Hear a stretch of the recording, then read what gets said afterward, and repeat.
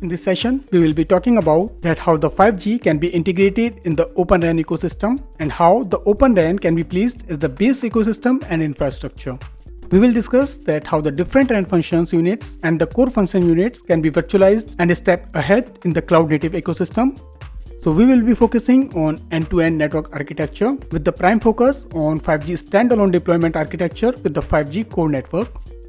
We talked a lot on the RAN functions and its components. Now let's have some overview of the core network units and their functions. So we have two types of architectures in the 5G deployment.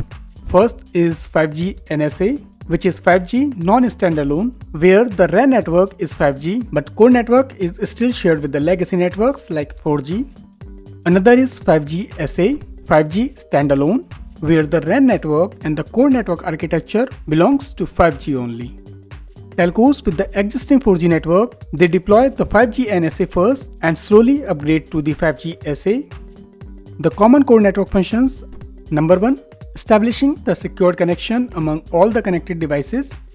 Number 2, applying the policies and charging the users for availing the telco services is the job of core network.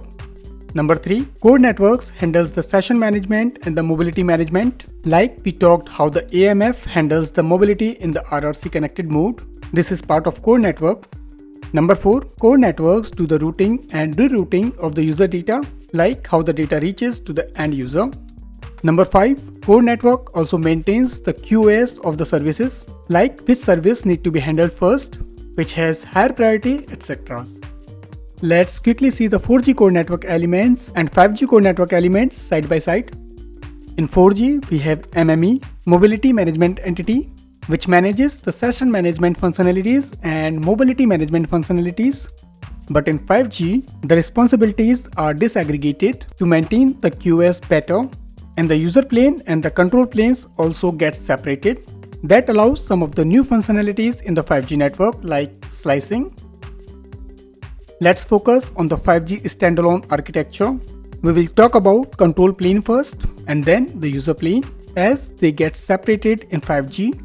Suppose your mobile wanted to connect to the 5G network, then it need to be connected to the AMF first, which is access and mobility management function. AMF will authenticate the user before providing them access to the core network. AMF do this with AUSF, authentication server function. AUSF will coordinate with the UDM. UDM is Unified Data Management, which has all the data about the user subscriptions, like either user has the calling services or the data services or roaming services, etc. So UDM confirms to AUSF that yes, this particular user can avail the service which is demanded. Then AUSF notifies the same to the AMF. So this is the initial access authentication. Another function of AMF is mobility management, like when the user moves from one cell area to the another cell area, AMF takes care of the mobility actions. Another component is PCF, policy control function. This unit is responsible for charging the user for the availed services. Another component is SMF, which is session management function. This takes care of all the sessions and the protocol data units which are flowing between the users and the core network.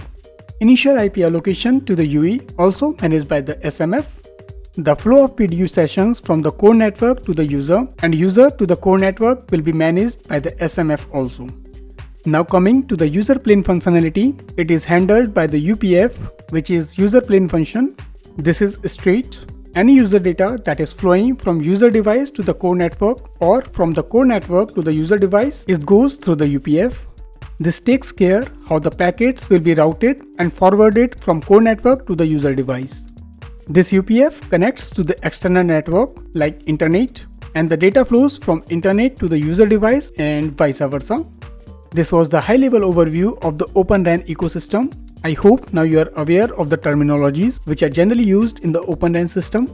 In the later series, we will gradually increase the insights for different Open RAN functions. So stay tuned for the updates. If you did not subscribe till now, then please do subscribe to learn and grow community for the regular update. If this video is informative, then please like this video, comment on video, and don't forget to share. Thank you for watching.